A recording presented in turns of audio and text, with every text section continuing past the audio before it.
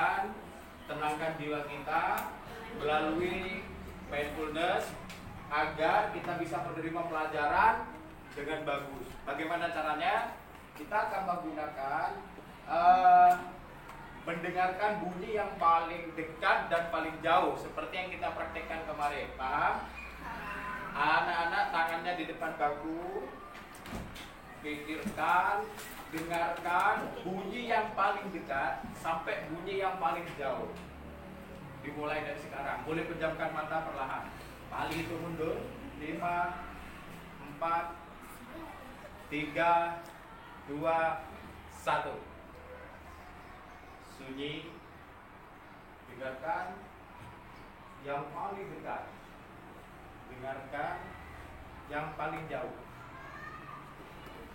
10 detik lagi.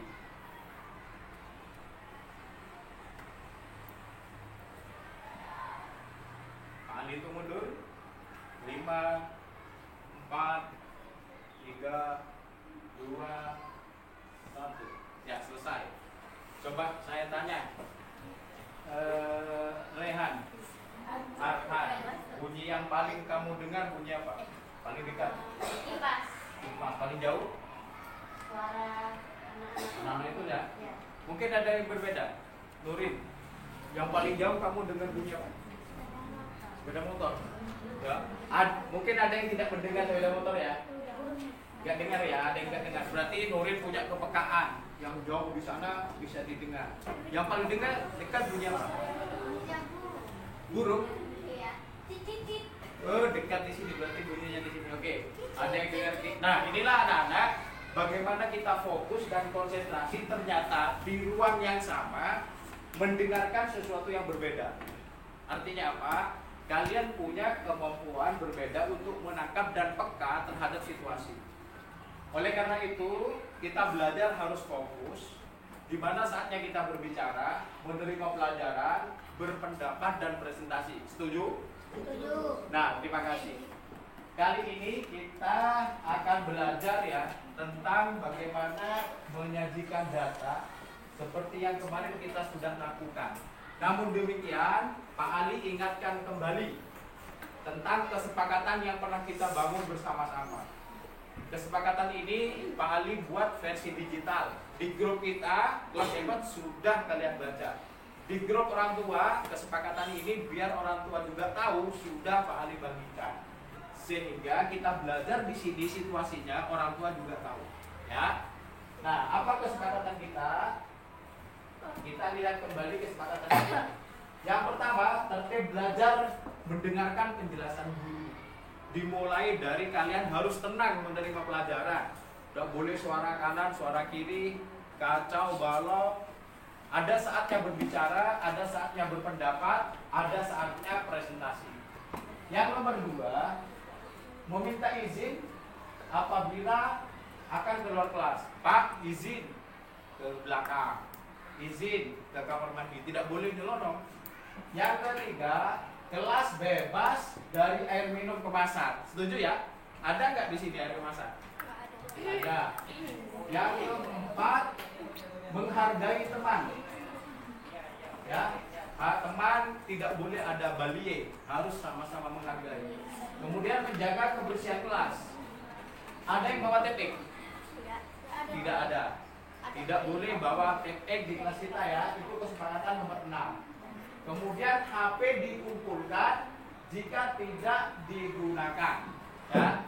Sekarang kita bisa memanfaatkan HP untuk melihat kesepakatan kelas tadi. Tidak apa-apa, oke? Tetapi karena kalian sudah melihat kesepakatan kelas, maka HP-nya letak di bawah bangku, di dalam bangku atau di dalam tas. Baik, anak-anak, kita lanjutkan. Mungkin dari kesepakatan ini ada yang perlu ditambahin. Nanti Pak Ali tambahkan lagi. Kesepakatan apa lagi yang belum? Atau yang sudah ini mungkin perlu dikurangi. Itu Pak, saya tidak setuju. Apa sih? Nggak boleh main bola di kelas. Itu termasuk pada tertib belajar ya. Tidak boleh main bola di kelas. Oke, ada lagi? Nggak boleh. Suarakan. Nggak boleh bilang orang tua. Tidak boleh bilang orang tua, itu saling menghargai ya. Jadi dimensi menghargai itu luas. Tidak boleh caci maki, tidak boleh bilangin orang tua, bullying di situ. Ada lagi? Tak boleh teriak-teriak. Ya, tidak boleh teriak itu menghargai. Pak Ali kan? Ya, tidak boleh main-main kertas karena itu mengganggu ketertiban. Pak Ali kira kesepakatan sudah disetujui ya itu ya, sudah kita sepakati. Nah, anak-anak kita lanjutkan ke diskusi kita. Nah, kita akan belajar bagaimana cara mengambil data, mengelola data, menyajikan data. Kemarin kalian sudah mencoba mengambil data. Siapa yang masih ingat ngambil data ke kelas mana? Kelas 1 sampai kelas 6. 1 kelas 6. Prakteknya seperti apa sih kemarin? Mau ditanya ke gurunya siswa. Langsung praktek ya ke kelas ya. Iya. Mendapatkan data. Dapat. Apa yang kamu bawa ke sana? Buku tulis. Buku tulis, bolpen. Apa yang ditanyakan kepada gurunya? Berapa jumlah siswa laki-laki dan siswi perempuan? Data apa yang kamu temukan? Anu. Jumlah siswa. Terus kamu menyajikan data dalam bentuk apa kemarin? Diagram. Diagram, berarti diagram sudah. Setelah diagram anak-anak, kita akan pada menjadikan data dalam bentuk diagram garis. Kalau kemarin diagram batang, sekarang kelanjutannya adalah diagram garis. Tetapi Pak Ali perlu kasih kalian pemahaman apa sebenarnya tujuan kita belajar di pengelolaan data ini. Salah satu tujuannya agar kalian memahami, punya keterampilan dalam menyajikan data dalam bentuk tabel dan diagram garis. Ya, itu diingat-ingat. Nah, anak-anak sekalian, kalian sudah praktek mengambil data secara langsung di kelas kemarin. Satu kelompok ke kelas 19, satu kelompok semuanya bekerja ya, semuanya menemukan data itu dan sudah tercatat. Nah, kemudian kita ingatkan kembali apa sih sebenarnya data. Pak Ali hanya mengingatkan kembali itu. Jadi data itu adalah keterangan yang nyata sesuai dengan kebenarannya. Kalau kemarin datanya data siswa, siswa kelas 1 berapa jumlahnya? 21 dan masih ingat ya? Nah itu dicatat. Ketemu ya. Nah itu benar ada datanya di SDN Pajagalan 2, jumlah data kelas 1 sekian, kelas 6 sekian, jumlah keseluruhan sekian. Ya kan? Nah, coba sekarang kamu kanan kiri bertanya, tinggi badannya berapa? Tanyakan, temannya tanyakan. Sekarang kalian kanan kiri tanyakan, tinggi, ini kira-kira saja ya, yang pernah. Coba tanyakan.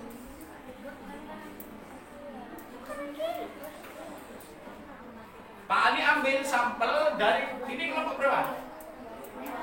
Bali atau kelompok? Kelompok Bali.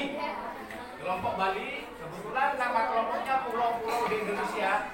Kelas kita adalah kelas Jenderal Sudirman ya. Kelompok Bali, Pak Ali tanya, dari Fania, tinggi badannya berapa? 145. 145. Terus sisi? 143. Sisi 143. Terus? Nurin. Nurin? 145. 145. Terus? Il 135. Il 135. Terus? 142. 142. Terus? 140. Nah, ternyata di sini sangat beragam datanya. Pak Ali ngambil sampel ya. Contoh dari satu kelompok. Adakah di data ini yang tinggi badannya sama? Ada. Si Nurin dengan Fania. Ini fakta. Ini contoh data. Ya, nyata nggak? Ada orangnya nggak? Ada. Itulah data. Jadi data konkret, data nyata seperti itu. Nah, mari kita lanjut. Apakah pengumpulan data? Pengumpulan data apa? Jadi data yang diperoleh one by one, satu persatu itu dikumpulkan. Ya, kalau tadi Pak Ali bilang gini, itu prosesnya apa namanya? Survei. Ya, survei langsung atau bertanya langsung. Ada data melalui tes. Pak Ali pernah kasih Google Form nggak? Pernah, itu data. Ya, kalian di kelas 5 tidak masuk kelas menggunakan surat apa? Surat izin digital. Itu data. Jadi surat digital itu di drive-nya Pak Ali. kamu jelas kirimnya jam 7 pagi, tanggal sekian, atas nama ini, alasannya ini ada. Karena di drive Pak Ali itu datanya berbentuk spreadsheet atau Excel, nama orang tuanya, nama kamu itu ada. Jadi kamu nggak bisa berbohong kepada Pak Ali, Pak, tanggal sekian saya masuk. Ini ada data, kamu tak masuk. Karena kalian orang tua sudah 2 semester ini atau semester ini sudah menggunakan data digital. 2 semester ya, semester 1 dan semester sekarang. Itu data. Cara mengumpulkannya melalui apa? Paling melalui survei tadi atau bertanya langsung. Nah, perhatikan. Ini ada beberapa data. Contoh nilai ulangan matematika. Pertanyaannya, tentukan nilai terendah dan tertinggi. Terendah berapa kira-kira? Ayo cek. Berapa? 60. Di 60. Ini. Oke, yang tertinggi 90. Ada yang lebih 95 ada?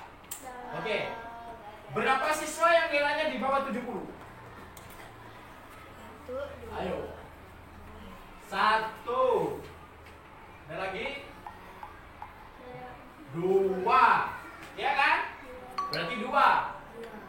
Berapa siswa yang nilainya di atas 80? Kita hitung. 1, 2, 3, 4.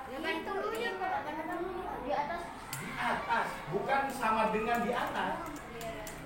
1, 2, 3, 4, 5, 6, 7, 8, 9, 10, 11, 12, 13 ya? 13. Oke, berapa banyak siswa yang mendapat nilai 75? Gampang mana?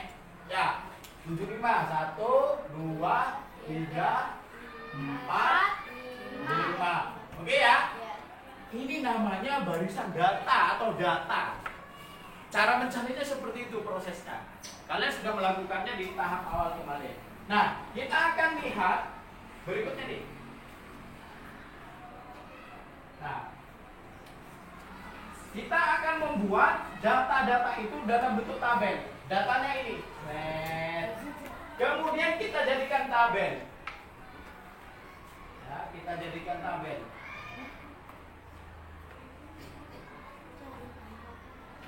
Dari data itu diperoleh tabel begini. 65-nya sekian, jumlahnya 30 siswa. Ada yang sudah pernah bentuk tabel kemarin? Sudah. Bahkan kalian tabelnya lebih lengkap. Pakai apa? Pakai turus. Ya. Di contohnya ini kebetulan tidak ada turus. Kalau pakai turus, ini menjadi 2, 5, ya kan? 9 dan seterusnya. Kalian datanya lebih lengkap karena menggunakan biji atau turus. Nah, kita lanjutkan berikutnya. Anak-anak disajikan data seperti ini. Lihat dulu. Kacau. Ya, datanya seperti ini. Jadi perintahnya nanti dibuat diagram garis. Ya. Perintahnya diagram garis. Ada nomornya nih. Kita lihat diagram garisnya. Umur 7 tahun tingginya sekian, 8 tahun sekian, sampai 11 tahun punya tinggi sekalian. Nah, ini kita jadikan sebagai data dalam diagram garis. Kita perhatikan. Jreng, inilah hasilnya. Jadi datanya sudah berbentuk diagram garis. Apa diagram garis? Diagram garis adalah titik-titik data tadi yang dihubungkan dengan garis. Nah, itulah yang dimaksud dengan diagram garis. Jadi, garis yang menghubungkan titik-titik data itu. Bisa dipahami? Bisa. Oke. Siapa yang bisa membaca data ini? Saya tanya. Misalnya, pada usia 11 tahun, tinggi badannya berapa? Bagus, ya. Bagus, sudah bisa membaca data. Pak Ali sekarang balik. Coba pada usia berapa anak memiliki tinggi badan 140? 150? Nah, ini namanya membaca data. Luar biasa, bagus ya. Nah, kalian belajar dengan cara berdisiplin ini, dengan cara positif ini, luar biasa. Dengan belajar tenang dan memahami konsep tentang data, kalian ternyata bisa. Itulah pentingnya bagaimana kita harus disiplin dalam belajar. Tidak boleh berguyon. Baik? Paham ya? Berpacu atau mengacu kepada kesepakatan kelas kita. Kalau belajar hasilnya pasti bagus. Tetapkan kita menjadi anak-anak yang hebat dengan disiplin positif yang bagus. Tidak merasa kecil, kalian hebat. Kalian pasti bisa. Terbukti sudah bisa membaca data kosong ini. Oke, selanjutnya ayo kita praktek. Kita lanjutkan ya. Ayo kita berkreasi. Ayo dicobain. Pak Anies sudah menyiapkan 2 instrumen lembar kerja peserta didik LKPD yang harus dikerjakan secara berkelompok. Biar cepat, Pak Ali bagi kerjakan kelompok dulu, setelah kelompok nanti baru individu. Ini instrumen yang berkelompok. Walaupun ini soalnya sudah ada, tinggal tulis jawabannya.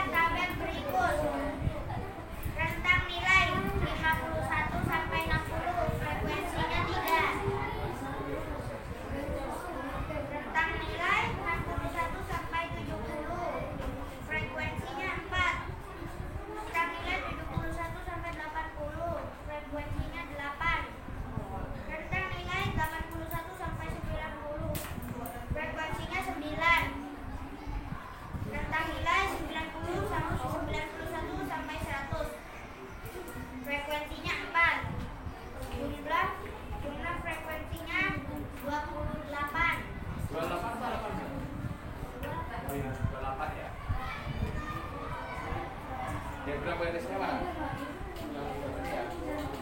Diagram garis. Yang itu, Pak. Yang ini ya? Baliknya. Oke. Baliknya. Ini ada. Nah. Oke, kasih tepuk tangan untuk kelompok Bali. Nah, silakan duduk, makasih. Di bawah ini, diagram garis penyajikan data tinggi seorang siswa kelas 5.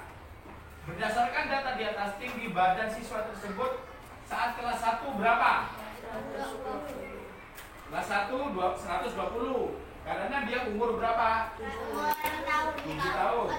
Peningkatan tinggi badan dari umur 10 sampai umur 11. 10-11. Berapa? 10 cm. Wah, ini bisa langsung dijawab sebenarnya, gampang sekali. Iya. Peningkatan tinggi badan terendah terjadi pada rentang umur berapa? 8 ke 9. Berapa rentangnya? Naiknya berapa? 5. Pintar. Josh. Berarti sangat gampang. Ditulis bukan diisi. Nah, ditulis. Nah, yang nomor 2 ada data suhu dalam sehari. Pukul 6 suhunya 29 derajat. Pukul 9 itu 30 derajat. Pukul 12 31 derajat. Pukul 15 30 derajat. Pukul 18 29 derajat. Pukul 21 28 derajat. Pukul 00 27 derajat. Kira-kira ya, kira-kira yang bawah ini menunjukkan data apa di sini? Di sini data apa? Data jam, pukul, bagus. Yang ke atas vertikal data apa? Data suhu. Kemudian tinggal titik-titiknya diisi lalu dihubungkan dengan garis. Beres, gitu ya?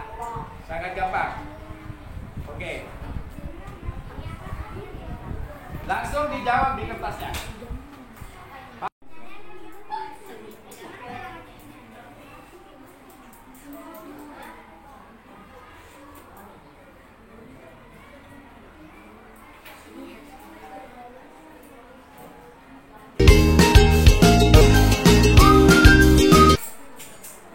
Gampang berarti ya? Gampang banget. Allah. Ayo Irwan. Ada kesulitan Irwan? Irwan. Baik anak-anak, ternyata pekerjaan kalian sudah selesai. Ini sampel dari kelompok Bali, gitu ya. Jadi kesimpulannya, untuk mendapatkan data, kalian itu perlu cross check data dengan cara bertanya langsung, kemudian survei, tes dan lain sebagainya. Kalian sudah mendapatkan dan mengerjakan data pada LKPD formatif secara berkelompok. Kemudian yang satunya secara individu. Ada kesulitan kah? Tidak ada. Kalau gitu mari kita refleksikan. Kira-kira menurut kalian data itu penting tidak? Baik, data itu penting. Salah satu menyajikan data menggunakan apa saja? Diagram dan tabel gitu ya. Nah, artinya dapat kita simpulkan bahwa dalam menyajikan data, mengurutkan data, data disajikan dalam bentuk tabel dan diagram. Boleh diagram batang, kali ini kita menggunakan diagram garis. Nah, demikian anak-anak kegiatan pembelajaran kali ini. Jangan lupa untuk tetap belajar. Bahkan kalian nanti di rumah mencoba mencari data barang pecah belah di dapur. Sendoknya berapa, piringnya ada berapa. Dicoba ya. Dengan bimbingan orang tua di rumah, cari data-data peralatan dapur. Keren ya? Nah, oke. Nah, itu kegiatan pembelajaran kali ini. Semoga kita terus memetik manfaatnya. Salam hebat, salam luar biasa. Kelas 5B. Iya. Sekali lagi, tepuk BBK. Serius, nasionalis, mandiri, gotong royong, integritasan, PPKsan, cerdas, berkarakter, menyenangkan, luar biasa, hebat. Baik, pembelajaran kita sudahi di sini. Kalian sudah belajar sangat hebat, memiliki disiplin positif yang kuat, tertib belajar dan cerdas di kelas kita. Terima kasih. Kita akhiri dulu. Pak Ade akhiri. Assalamualaikum warahmatullahi